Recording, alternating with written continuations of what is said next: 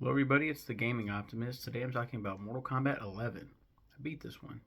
Well, things couldn't have gotten worse than this. Because of Raiden screwing up the timeline back in 2011's MK reboot, Kronika reveals herself. A Titan and the mother of fallen Elder God Shinnok, she's the keeper of time. She controls the hourglass that controls everything. Now she has to interfere in this insanely convoluted plot that I actually really love. I had so much fun with this game. Can't wait to talk about the DLC. I have not reviewed the DLC yet. We will talk about that whenever that happens. Um, yeah, Mortal Kombat 11 is cool. It's kind of like MK versus DC in the sense that it doesn't really matter at the end of the day. We knew that they were going to reboot the timeline again. Um, at the end of the game, we're like, oh, they're gonna just reboot it again. That being said, I did like it a lot for what it was. Um, oh, I love the I forgot what she says, but she's like she says something. Kronika does like, oh, I've been expecting you. It's like, oh my god, this orchestral, like, oh my god, and that's such a great boss fight, such a great boss character. Um, where's the full, where's the full select screen? Is this it? Let's hope. God, I hate DLC so much.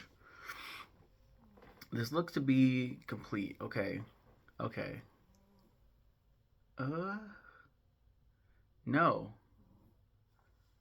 Where? Oh my god. Yeah. There. Okay. There we go. I think this is complete.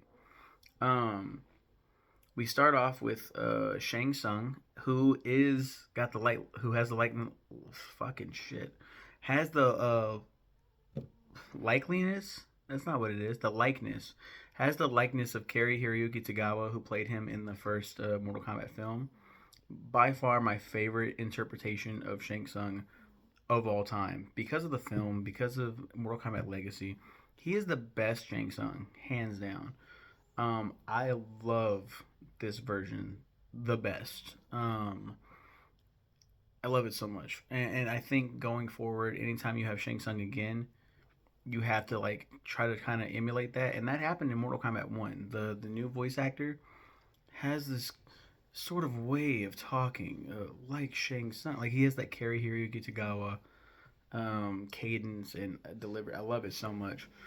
And he's made in a very important character in this. At first, he was like a part of the crypt, and he's like, "Welcome to my island," and then he in the main story, it's like, well, where is he existing in the storyline? Aftermath answers that question, so we'll get into that whenever we talk about Aftermath, the DLC. And also, kudos to them for doing a story DLC. Like, that's something that I've been wanting since MK 2011, MK9. Um, that's really cool. Then we got Shao Kahn making his triumphant return. He was unveiled as the pre-order bonus. Again, fuck you, pre-order bonus. He's in the story extensively. Why not just be in the game? Like, why do I have to pre-order or spend extra money? That's stupid, in my opinion. But anyway, I like his design. I think he's cool, but he's still not that big of a deal.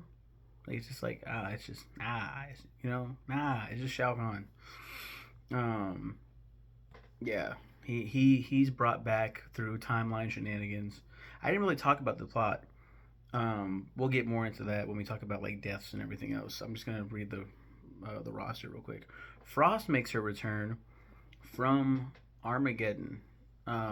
She was like a background cameo in MK9, and she was actually in the MKX storyline, trying to attack Scorpion while Scorpion and Sub Zero were doing their peace treaty. She does not agree with that shit at all. In this game, she has gone underneath the cybernization, but not all the way. She's not got the like the Sector Cyrax. She's got a human face, but she is a cyborg in this game. Does not make her a different character. Um, she's still the same old Frost. I don't mind her look in this game that much.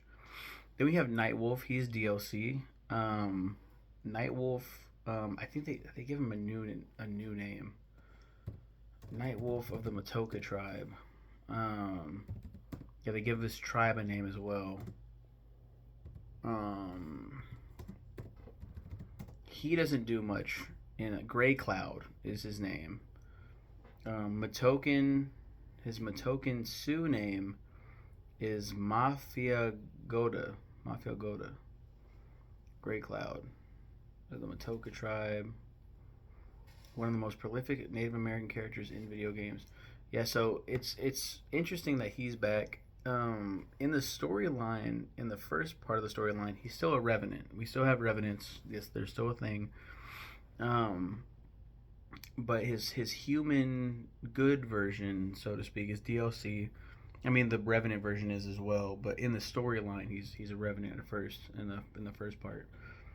Um, yeah, it's pretty cool. I was really happy to. I was at first I was like whatever, and then I saw his like winning animation, and he like howls like oh, and then it goes up and it shows like a another like a spirit wolf howling at the moon, and I just got really emotional seeing that.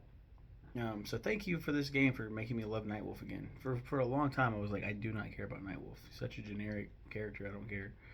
Um, Now I'm excited to see whenever he comes back.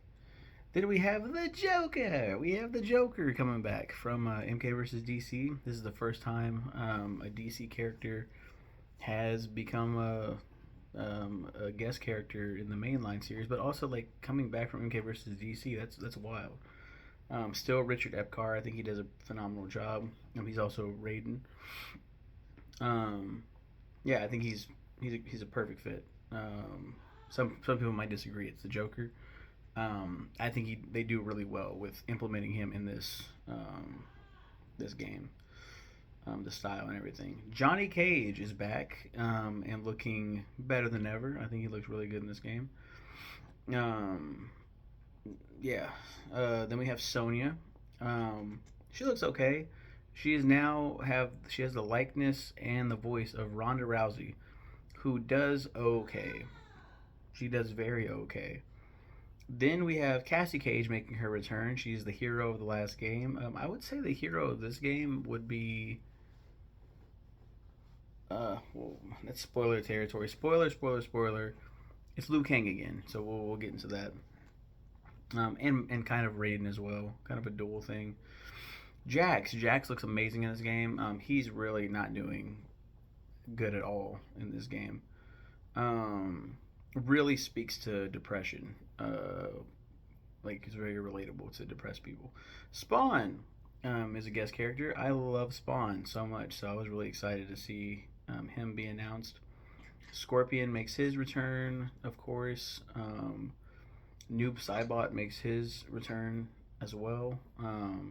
Really just gets his ass completely stomped in this game, and he sounds like Doctor Claw from Inspector Gadget. He's like, oh, I can't really do the voice, but like, it's that deep gravelly voice. He's like, oh, I'm going to do this. Like that's how he sounds. Like it's like, what the fuck is this? Baraka looks so good in this game. Oh my god, he's so. I was so like monster fucker, dude. Like I was like, dude, this is the best Baraka has ever looked, hands down. Oh my god, he's so swole, and his storyline's pretty cool too. They do some pretty cool stuff with him.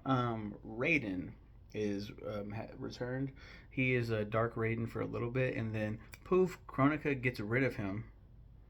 Brings back like a bunch of the older characters. So a lot of these characters that we're seeing, like we have a younger Johnny Cage. We have Shao Kahn. We have a younger Sonya. We have a younger Jax. We have a younger Scorpion. Noob Saibot. That's how he returns.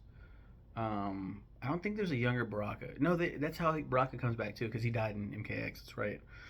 And then a younger Raiden, who's leading the charge. Why would you bring back the good guys if you want to win so badly? With your dumbass, half-ass, half-baked plot. Jackie Briggs returns. I think she looks a lot better in this game than she did the last one. She is just along for the ride to help out as well.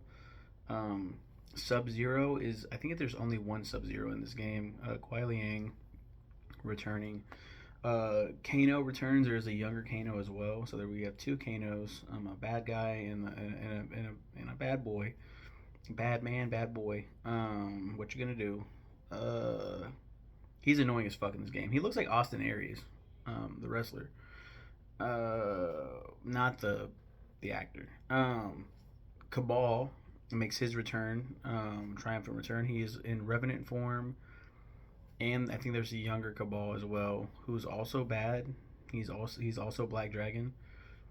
It's weird. Fucking shut the fuck up. Liu Kang is in this. There's Revenant Liu Kang, and then there's the good guy Liu Kang. Um, Katana, Revenant, and good. The old young Katana. Kung Lao, young and Revenant. Jade, young and Revenant. There's RoboCop. Um, RoboCop is a DLC. I hate RoboCop. I think he's so stupid. Even if he does fit with like the gore and everything, I'm just like, I don't. He's just another Terminator. Spoiler alert: Terminator's in this game as well. Likeness of Arnold Schwarzenegger looks great. Does not sound good at all. Sounds terrible. Scarlett's back. I don't like her redesign. Also, she really doesn't do much. Aaron Black has come back. I was really excited, but then they gave him a southern drawl. I was like, why did they make him? What? It was much better when he's like, oh, I'm Aaron Black, and this one, I'm Aaron Black. Like, what the fuck? And now somehow he's associated with the Black Dragon. There's like the young version and the new version, and the young version's evil, and the new version's good because Kotal Khan gets associated with the good side. Devora's evil straight out. I'm glad that she's back. Kotal Khan, I'm glad that he's back, and they do something interesting. He and Jade are romantic lovers. I do really like that retcon. People were like, some people, it's mixed results, but I thought it was cool. Shiva is back with DLC. She's not in the OG story, but she's in Aftermath. Um, Rambo was a very, very weird one. I came to love Rambo. I've never seen it in the movies. If you saw my giant um, character combatant ranking, then you'll know this already. Talked about Terminator. Garrus makes his debut, a new character. Have we talked about any of the wow. Wow, there's like very few new characters. Wow, that's crazy. Yeah, Garrus is in here. Um, I hated Garrus the first time. A guy that just can't die. He has time manipulation powers where he can rewind. There's a bunch of sand powers. He has like a lot of tremors stuff. It's very whatever. The collector I hate. One of my least favorite new characters of all time. One of my least favorite characters in general. Just a dumb six-armed bitch, scrawny as fuck. I forgot his people's name because it does not matter. He's just a guy who collects things. Dumb, stupid. Sindel makes her way back as DLC. There is a young version and the Revenant version, of course. The Revenant version, I think, does play a little bit into the main plot, but then the shut the fuck up, bro. Come here. Golly, dude, everyone's gotta be fucking loud as fuck when I'm recording. Sindel is she plays a lot more into the Aftermath story.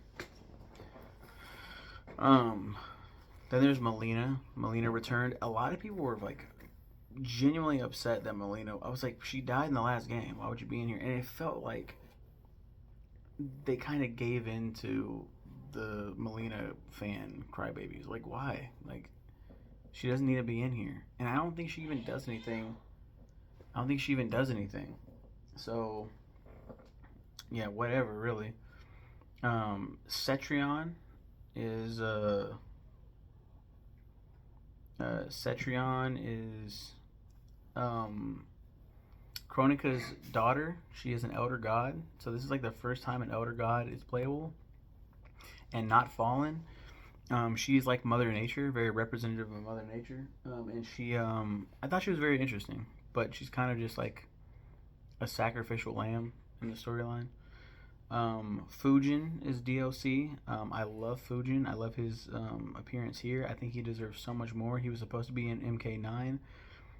He was a character in MKX, non-playable. Lee May was as well. Forgot to mention that.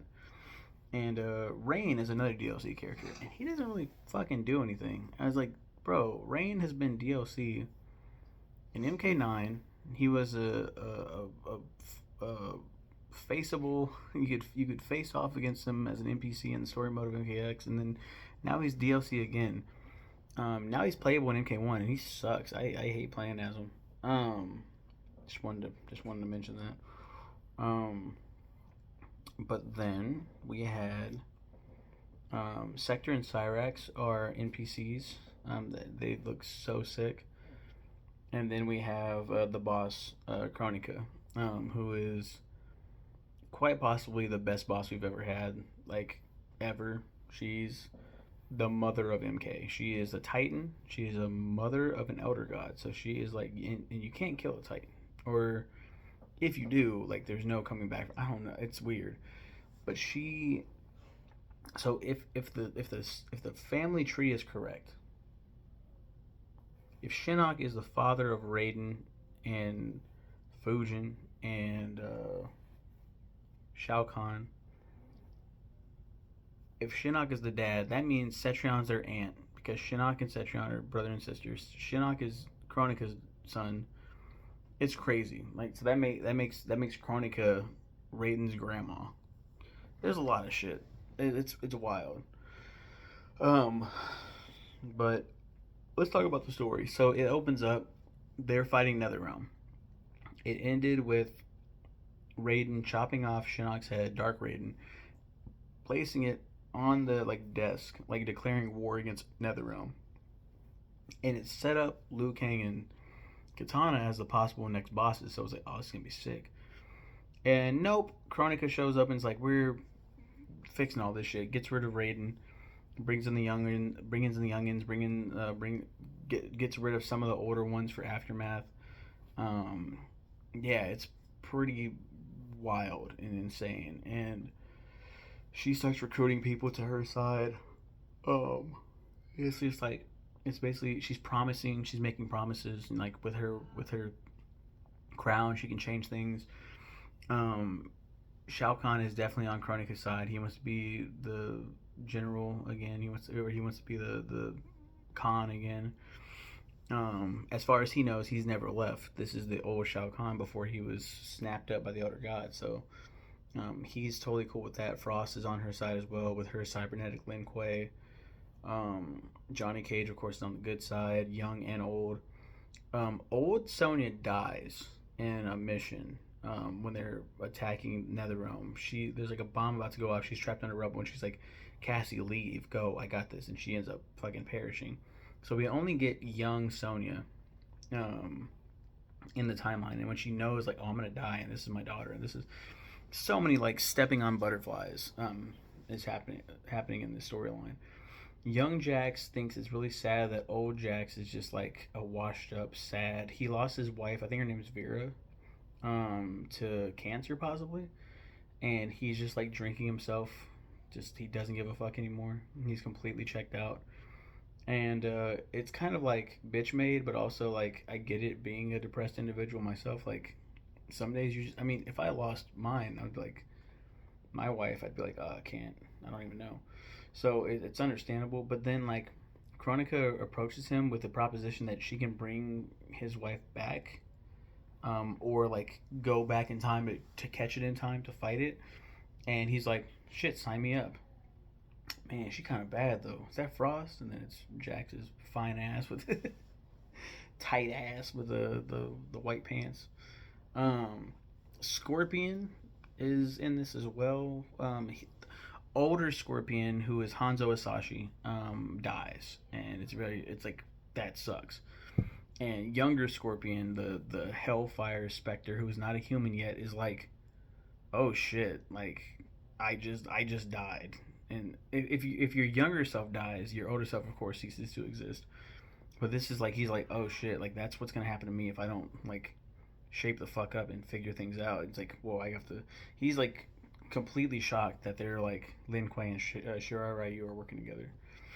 Um, Noob Saibot, I don't think he perishes, but it doesn't matter. Who gives a fuck?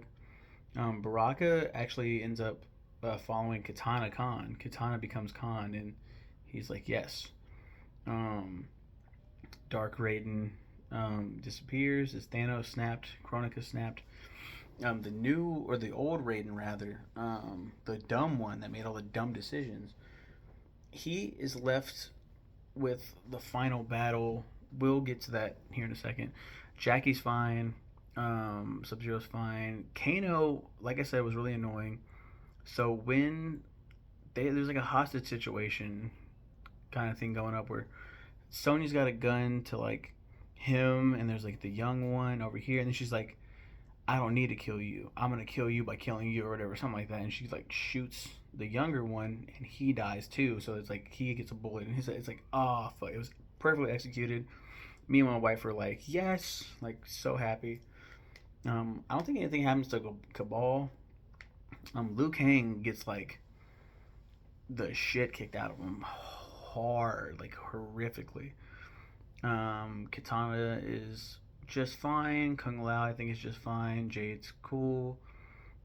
Scarlet, nothing. Aaron Black, nothing. Devorah, nothing. I don't think she dies.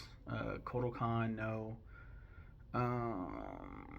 Garrus dies a couple times, but then, of course, comes right back. Collector, I wish he died. Cetrion sacrifices herself to give her mom more power. She lets her mom absorb her to take on the final battle. So the final battle, Raiden's about to fight Liu Kang, and he gets like a little vision through his head of all these alternate different timelines of when the two of them faced off. It shows MK9 when he accidentally killed Liu Kang. It shows a different version of Armageddon where he's fighting the zombie Liu Kang as Dark Raiden. And it's like, well, he's like, in all these timelines we ended up facing off against each other, even though we're student and master, and we love each other unconditionally. We have so much respect, but we end up clashing. And he goes, I know what I must do. So then he ends up giving his powers to Liu Kang, and Liu Kang rises up, and he's now Fire God Liu Kang. And Fire God Liu Kang fights and defeats Kronika, accidentally destroys the crown, and then we pick up on that storyline in Aftermath. A lot of the shit that took place in this story didn't even matter with Aftermath. Like, it rewinded time again back to before a lot of these characters even perished. So it's like, what are we even talking about right now? Gonna be a weird ass kill count, that's for sure. That's Mortal Kombat 11. I can't wait to talk about Aftermath because it is a lot of fun. But yeah, you guys have a good one and take care.